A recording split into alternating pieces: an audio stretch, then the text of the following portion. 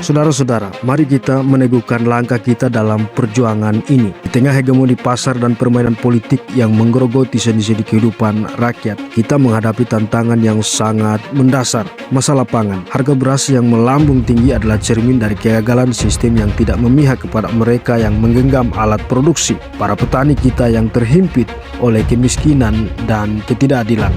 Badan Pangan Nasional mengklaim bahwa harga beras kita bukan yang tertinggi di ASEAN. Namun di balik angka-angka statistik yang disampaikan, kita harus membuka mata dan telinga kita untuk mendengar jeritan hati para petani.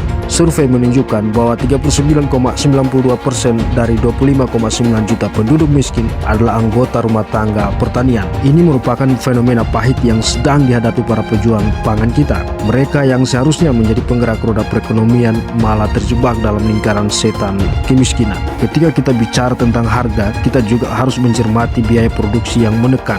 Harga pupuk, pestisida, dan biaya tenaga kerja yang terus meroket membuat petani kita terpaksa menjual hasil panen dengan margin yang hampir tidak ada. Ditambah lagi praktik tengkulak yang masih marak membuat petani terperosok dalam ketidakadilan. Mereka dipaksa menjual gabah dengan harga yang tidak layak, sementara tengkulak dan pedagang menikmati keuntungan berlipat. Lebih parah lagi, kita menyaksikan berkurangnya luas lahan pertanian. Para petani yang seharusnya mengelola lahan minimal 2 hektar untuk mencapai skala ekonomi, kini banyak yang terpaksa berjuang di lahan yang tidak memadai. Infrastruktur pertanian yang seharusnya mendukung justru menambah beban. Proyek-proyek pembangunan yang tidak berpihak pada petani membuat lahan mereka semakin terancam.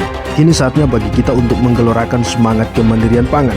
Penguatan pangan lokal harus menjadi fondasi perjuangan kita. Mari kita dukung petani agar mendapatkan pelatihan, akses teknologi, dan pasar yang adil. Ketergantungan pada praktik distribusi yang panjang dan rumit harus kita patahkan dan hentikan. Kita tidak hanya perlu mendengarkan suara petani, tetapi juga memberdayakan mereka untuk mengambil kembali kendali atas nasib mereka. Kemandirian pangan adalah hak asasi yang harus diperjuangkan. Badan Pangan Nasional harus mengubah pendekatan mereka. Daripada habiskan tenaga untuk menjawab kritik, lebih baik mendongkrak langsung kesejahteraan petani.